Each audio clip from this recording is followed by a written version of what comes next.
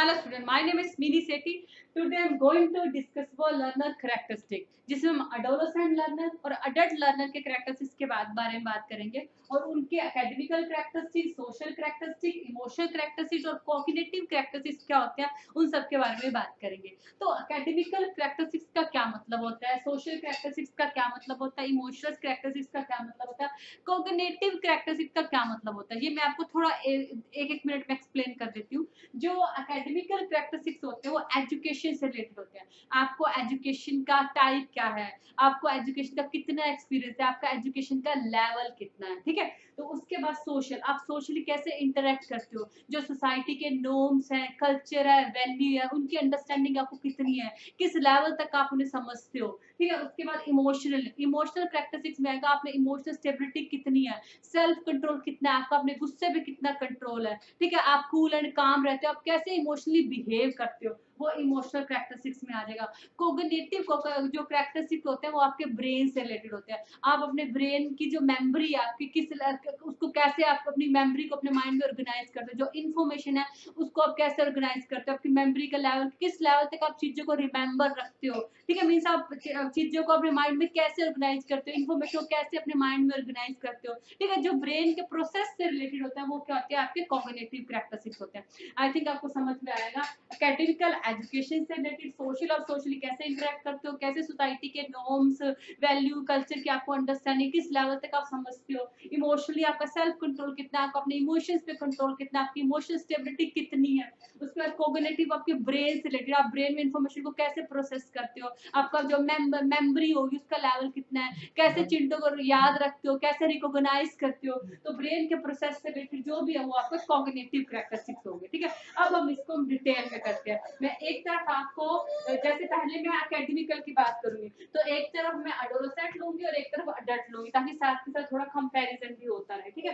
तो सबसे पहले हम बात करते हैं एजुकेशनल कैरेक्टरिस्टिक्स, ठीक है, या एकेडमिकल कैरेक्टरिस्टिक्स भी आप इसको बोल सकते हो, ठीक है। तो हम यहाँ पे ले रहे हैं एडोलेसेंट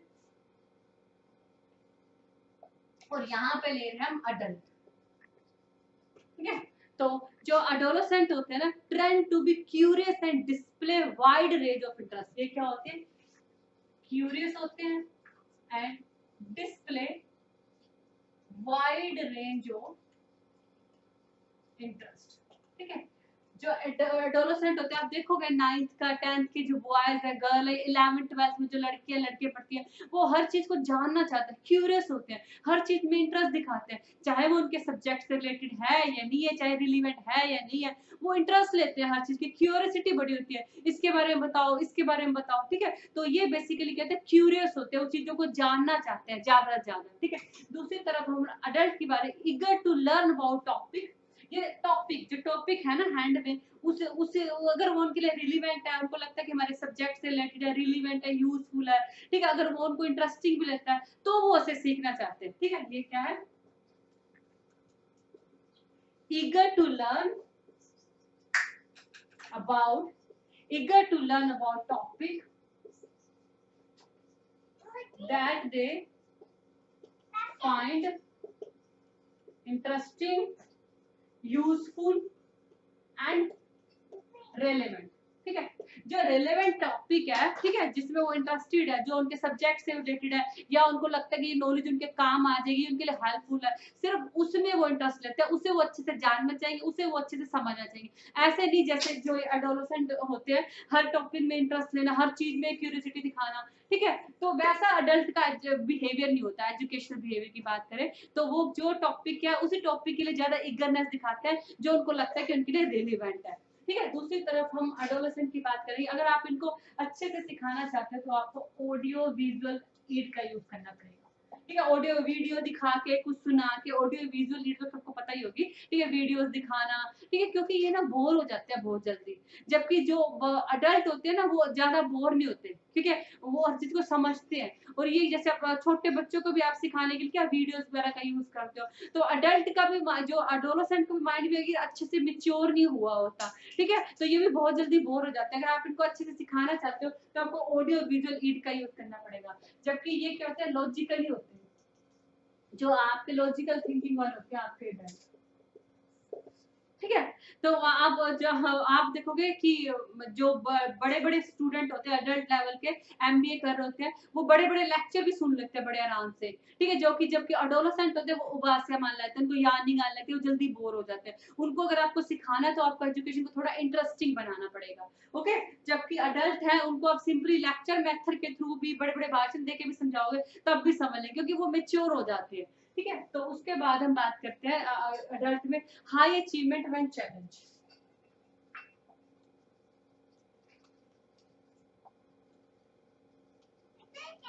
ठीक है, जब इनको आप चैलेंज करोगे ना, करके दिखा, मुझे तो लगता है तू कर सकता है, ठीक है, तो वो उसको वो हाई लेवल पे अचीव कर देंगे, उसके लिए काफी मेहनत भी करेंगे। अगर उनको आप चैलेंज दोगे ना तो वो हाई अचीवमेंट आपको कुछ भी अचीव करके दिखा देंगे। तो इनको ये बेसिकली क्या होता है, रिस्क टेकर होते हैं, इनको लाइफ में क्या होता है, चैलेंज चाहिए होते हैं, ठीक है। तो जो दूसरी तरफ अडल्ट, ठीक है, दूसरी तरफ हम अडल्ट की बात करें, required a big picture and want to know how small part fit into, ठीक है। इन्हें क्या चाहिए, आपने किसी चीज की आपने इसको बड़ी पिक्चर दिखा दी, ठीक है, तो इन्हें तो क्या चाहिए, कॉन्सेप्ट क्या चाहिए, ज्यादा से ज्यादा चाहिए, और लेकिन उस कॉन्सेप्ट की डिटेल भी चाहिए, ठीक है। क्या है, required a big picture and want to know how small pot fit into, mean हर चीज की डिटेल चाहिए। जैसे मान लो आपने कहा कि ऐसा लॉ ऑफ ग्रेविटी के कारण होता है, ठीक है, तो ये पूछेगी लॉ ऑफ ग्रेविटी क्या है, ये कैसे एप्लीकेबल होता है, ये किस तरह से बनाया जाता है। जैसे 8 क्या है, ये 8 क्या एक तरह से बिग पिक्चर है, ठीक है। छोटे बच्चों को आप एडोलेसेंट को ये भी बताओगे कि 8 अगर ठीक है, ठीक है, ये एक तरह की क्या बिग पिक्चर है, ये 8 बना कैसे, ठीक है, जो स्मॉल पार्ट, ये जीरो और जीरो इस पे फिट कैसे बैठते हैं। जैसे मान लो हर चीज को समझना, जैसे आपने किसी चीज को बता दिया, इतना इनफ नहीं है, ठीक है, आपकी बताई हुई बात को विद एग्जांपल से समझना, ठीक है, कैसे जो आपने मीनिंग बताया है वो कैसे इस बात पे फिट बैठता है, उसका एग्जांपल दो, उसका एग्जांपल बताओ, विद एग्जांपल समझना, विद डिटेल समझना, ठीक है। तो ये बेसिकली मीनिंग है, required a big picture and want to know how small part fit into, okay. तो और लास्ट डिफरेंस की बात करते हैं, जो ये है अडोलेसेंट है, ये क्या करते हैं, worry about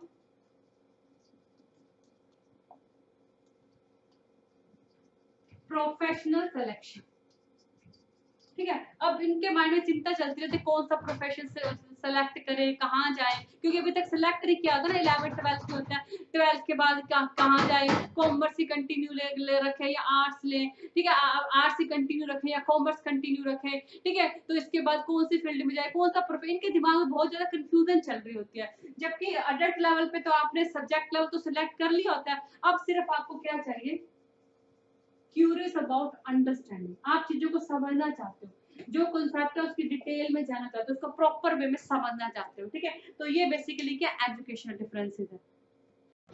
social characteristic, okay, okay, social characteristic में आप सोशली कैसे बिहेव करते हो, सोसाइटी के नॉर्म्स, वैल्यू, कल्चर, उनकी आपको कितनी अंडरस्टैंडिंग, उन्हें कितना समझते हो, ग्रुप में कैसे बिहेव करते हो, कैसे इंटरैक्ट करते हो, तो ये सारा सोशल कैरेक्टरिस्टिक में आएगा। तो यहाँ पे हम अडोलेसेंट लेंगे और यहाँ पे हम अडल्ट लेंगे, ठीक है। जो अडोलेसेंट होते हैं उन्हें क्या चाहिए, सेल्फ रिस्पेक्ट चाहिए,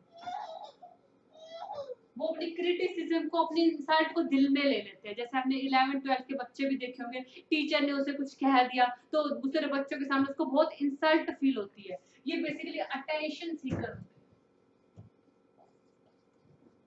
ये दूसरों की अटेंशन चाहिए होती है, सोशल सोसाइटी से एक्सेप्टेंसी चाहिए होती है, ये चाहते हैं कि सोसाइटी के जो लोग हैं वो उनके बिहेवियर को अप्रूव करें, उनके बिहेवियर को माने, इनको इंडिपेंडेंसी भी चाहिए होती है, इंडिपेंडेंट बनना चाहते हैं ये, ठीक है। तो ये तरह तरह के एक्सपेरिमेंट करते हैं, ठीक है, इनको कहते हैं सीख सोशल एक्सेप्टेंसी, सोसाइटी की एक्सेप्टेंसी चाहिए होती है, इस तरह तरह के बातों में कम एक्सपेरिमेंट करेंगे, कई तरह के जोक सुनाएंगे, कई तरह के मुद्दे उठाएंगे, ठीक है, ताकि लोग इनके बिहेवियर को माने, सोसाइटी इनको एक्सेप्टेंसी दे, सोसाइटी इनको अटेंशन दे, ये ग्रुप इनको अटेंशन दे, ठीक है। तो ये और इनको ये अपनी इंसल्ट, अपने सेल्फ कॉन्शियस बहुत ज्यादा होते हैं ना, इनकी कोई इंसल्ट ना करे, टीचर्स इनकी इंसल्ट ना करे, टीचर्स इनको जो गर्ल्स है बॉयज को होती है, गर्ल्स के सामने कुछ सुनाए ना, कुछ कहे ना, इनको पर्सनली कुछ ना करे, तो अपनी क्रिटिसिज्म को ये दिल से ले लेते हैं, ठीक है। तो ये बेसिकली सेल्फ रिस्पेक्ट चाहते हैं, ठीक है। दूसरी तरफ जो अडल्ट होते हैं, सोशल कमिटमेंट, ठीक है, इनकी सोशल कमिटमेंट बहुत ज्यादा, इन पे रिस्पॉन्सिबिलिटी बहुत ज्यादा आती है। जो अडल्ट लर्नर होते हैं ये मेच्योर हो जाते हैं ना, बड़े हो जाते हैं, फैमिली को लेकर रिस्पॉन्सिबल हो जाते हैं, मैं जल्दी से कमाने लगूं ताकि मैं अपनी फैमिली पे हाथ बटाऊं। ठीक है, ये बड़े ज्यादा रिस्पॉन्सिबल हो जाते हैं, सोशल कमिटमेंट को दिखाते हैं। ठीक है, तो ये बेसिकली क्या करते हैं, prefer learning community whom they can discuss concept. ठीक है, इन्हें बेसिकली एक लर्निंग कम्युनिटी चाहिए जिससे डिफरेंट डिफरेंट तरह के क्वेश्चन, जैसे मान लो यूजीसी नेट है, यूजीसी नेट के लिए इनको प्रिपेयर करना है, इन्हें ऐसी कम्युनिटी चाहिए, जैसे व्हाट्सएप का ग्रुप बना लेंगे, ठीक है, फेसबुक में ग्रुप बना लेंगे, ठीक है, ताकि जो जो जिनके जैसे सिमिलर नेचर के जो और लोग यूजीसी नेट की प्रिपरेशन कर रहे हैं उनके साथ जो अपने डाउट्स है, क्वेश्चन है, उनको डिस्कस कर सके। ऐसा अडोलोसेंट में लोग नहीं करते हैं, ये जब अडल्टहुड में आके पढ़ाई करते हैं तो ऐसी स्टडी को तब इस लेवल पर प्रेफरेंस देते हैं, ग्रुप में स्टडी देने, कम्युनिटी चाहिए जिससे वो डिफरेंट डिफरेंट तरह के ओपिनियन शेयर कर सके। तो इनका स्टडी करने का बेसिकली मेथड भी यही होता है, ये सोशली ऐसे इंटरेक्ट होना चाहते हैं। ठीक है, तो ये बेसिकली के सोशल कैरेक्टरिस्टिक्स है किसके, अडोलोसेंट के और अडल्ट के। ठीक है, इमोशनल कैरेक्टरिस्टिक की बात कर लेते हैं। ठीक है, इमोशनल में आपका सेल्फ कंट्रोल कितना है, आपका अपने इमोशंस पे कितना कंट्रोल है। ठीक है, आप कितने कूल एंड काम रहते हो या आप बात बात पे हाइपर हो जाते हो, आप में इमोशनल स्टेबिलिटी कितनी है, वो सारे आपके इमोशनल कैरेक्टरिस्टिक्स में आएंगे। अब अडोलोसेंट में कितने होते हैं और अडल्ट में किस लेवल तक होते हैं, ये अडोलोसेंट और ये आपका अडल्ट। ओके, तो जो अडोलोसेंट की एज में होते हैं इनमें शिफ्ट मूड स्विंग्स होते हैं। ठीक है, ठीक है, मूड स्विंग्स, इनके मूड शिफ्ट होते रहते हैं। कभी तो ये आपको बड़े ज्यादा खुश लगेंगे, एनर्जी से भरे हुए लगेंगे, कभी बहुत ज्यादा डिप्रेस लगेंगे। ठीक है, तो इनके मूड के रैपिडली शिफ्ट होते रहते हैं। उसके बाद सेंसिटिव टू क्रिटिसिज्म। ठीक है, आप अगर इनकी बुराइयां करोगे, इनको क्रिटिसाइज करोगे तो उसको लेके ये बड़े सेंसिटिव होते हैं। ठीक है, आपने अगर इनको क्रिटिसाइज कर दिया इनके मुंह के ऊपर या दूसरों के सामने इनका व्यू नहीं माना, इसको ऐसे बोलते हो जो गलत है, नहीं तुम्हारा ओपिनियन नहीं चलेगा, तो ये बड़े सेंसिटिव होते हैं। या तुम अच्छे नहीं दिखते, तुम्हारा बिहेवियर अच्छा नहीं है, तो अपने क्रिटिसिज्म को लेके क्या होता है, बहुत सेंसिटिव होते हैं। उसके बाद लैक ऑफ एडजस्टमेंट, ये एनवायरनमेंट के अकॉर्डिंग अपने आप को नहीं ढालते, ये हर जगह पे सेट नहीं होते, हर जगह पे एडजस्ट नहीं होते, कहीं इनका मन लगेगा कहीं नहीं लगेगा, क्योंकि अभी मेच्योरिटी का लेवल इतना डेवलप नहीं हुआ। ठीक है, उसके बाद फीलिंग ऑफ सेल्फ लव, अपने आप से बड़ा प्यार करते हैं। आपने देखा वो 9th-10th की लड़कियां लड़के, ठीक है, बड़े फैशनों में आ जाते हैं, ठीक है, डिफरेंट डिफरेंट तरह के हेयर कट कराना, डिफरेंट डिफरेंट तरह के हेयर कलर कराना, बार बार शीशा देखना, तो इस तरह के उनके बिहेवियर होते हैं, अपने आप से बड़ा प्यार करने लग जाते हैं। दूसरी तरफ अडल्ट की बात करें, सेल्फ कंट्रोल, इनका अपने आप पे पूरा कंट्रोल होता है, क्योंकि मेच्योरिटी आ जाती है, अपने इमोशंस का बड़ा कंट्रोल। आप खुद अपने आप पे से ना, आप 30th में हो, आप जब क्या कहते हैं 15-16 साल के, 15-16 साल के, 12-13 साल के, तो आप कैसे बिहेव करते थे। ठीक है, अब आप कैसे बिहेव करते हो, इन और फुल एडजस्टमेंट, ये एनवायरनमेंट के अकॉर्डिंग अपने आप को एडजस्ट कर लेते हैं।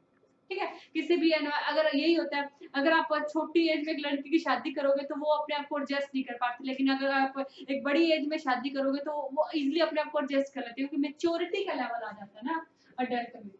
ठीक है, वो मेच्योर हो जाते हैं, सिचुएशन के अपने अकॉर्डिंग अपने आप को ढाल लेते हैं, एडजस्ट हो जाते हैं, तो ये बेसिकली इमोशनल कैरेक्टरिस्टिक्स होते हैं। ओके, उसके बाद हम कॉग्निटिव कैरेक्टरिस्टिक्स की बात करते हैं। जो कॉग्निटिव कैरेक्टरिस्टिक्स होते हैं वो आपके ब्रेन से रिलेटेड होते हैं, आपका ब्रेन इंफॉर्मेशन को कैसे प्रोसेस करता है, आपकी मेमोरी कैसी है, ठीक है, आपकी चीजों को कैसे याद कर पाते हो, कैसे रिकॉल कर पाते हो, कैसे रिकॉग्नाइज कर पाते हो, इंफॉर्मेशन को कैसे अपने माइंड में ऑर्गेनाइज करते हो, जो आपके ब्रेन से रिलेटेड होते हैं वो कॉग्निटिव होते हैं। ठीक है, यहाँ पे हम ले लेते हैं अडोलेसेंट और यहाँ पे हम ले लेते हैं अडल्ट। ओके, जो अडोलेसेंट का जो ब्रेन है वो भी स्ट्रक्चर ले रहा होता है। ठीक है, ये वाला इजिली टाइम होता है जब आप इसको एक अलग से फॉर्म दे रहे हो। ठीक है, वो अपने एक्सपीरियंस के अकॉर्डिंग, जो भी उसके एक्सपीरियंस है उसके अकॉर्डिंग एक स्ट्रक्चर फॉर्म कर रहा होता है। ठीक है, जो अडोलेसेंट का ब्रेन है वो क्या है, brain is forming structure according to experience. ठीक है, अपने एक्सपीरियंस के अकॉर्डिंग वो फॉर्म हो रहा होता है, एक स्ट्रक्चर ले रहा होता है। यही टाइम होता है आप एक ब्रेन को अच्छे से मोल्ड कर सकते हो। ठीक है, ब्रेन की जो प्लास्टिसिटी होती है वो इस टाइम पे बड़ी हाई होती है, मीन्स आपको इजीली उसको मोल्ड कर सकते हो, इजीली को अपने एक्सपीरियंस के अकॉर्डिंग उसको ढाल सकते हो, मीन्स इजीली चेंज कर सकते हो। ठीक है, तो इसमें क्या होता है, बेसिकली दो तरह के लर्नर होते हैं, एक कंक्रीट थिंकर होते हैं और एक एब्स्ट्रैक्ट थिंकर होते हैं। ठीक है, जो कंक्रीट थिंकर है वो ज्यादा डिटेल में नहीं जाते, वो सरफेस से स्टडी कर लेते हैं। लेकिन जो एब्स्ट्रैक्ट थिंकर है वो उनको बिलो द सरफेस भी जाते हैं, उनको डिटेल में हर चीज के बारे में समझना होता है। ठीक है, तो इसमें क्या टीचर्स को भी थोड़ा ध्यान रखना पड़ता है, उसे कंक्रीट लर्नर की अलग स्ट्रेटजी बनानी होती है, एब्स्ट्रैक्ट थिंकर जो होते हैं उनके लिए अलग बनानी पड़ती है। और इनमें इमेजिनेशन पावर बहुत होती है। ठीक है, इमेजिन बड़ा करते हैं। ठीक है, इसलिए ये डे ड्रीमर भी होते हैं, दिन में सपने लेते रहते हैं। ठीक है, इनका ब्रेन दिन में कुछ और सोचता रहता है। ठीक है, और मेंटल स्ट्रेस भी होता है इनको, पता नहीं हमारा क्या होगा, आगे हमें अच्छी जॉब मिलेगी नहीं, हमारे सपने पूरे होंगे या नहीं, इस तरह का हमको स्ट्रेस भी होता है। उसके बाद हम अडल्ट की बात करें तो ये क्या करते हैं, want to gain new knowledge. ये ज्यादा से ज्यादा इंफॉर्मेशन को अपने माइंड में प्रोसेस करना चाहते हैं, ज्यादा से ज्यादा इंफॉर्मेशन में माइंड में लाना चाहते हैं, ज्यादा से ज्यादा इंफॉर्मेशन को गेन करना चाहते हैं। और क्या करते हैं, want to apply knowledge in their practical life। और जो उन्होंने नॉलेज गेन किया है ना उसको भी प्रैक्टिकल लाइफ से रिलेट करते हैं, वो नॉलेज कैसे प्रैक्टिकल लाइफ में फिट बैठती है वो देखते हैं। ठीक है, तो ये बेसिकली क्या है, कॉग्निटिव कैरेक्टरिस्टिक है इनके एडोलेसेंट के और अडल्ट के। आई थिंक आपको समझ में आएगा।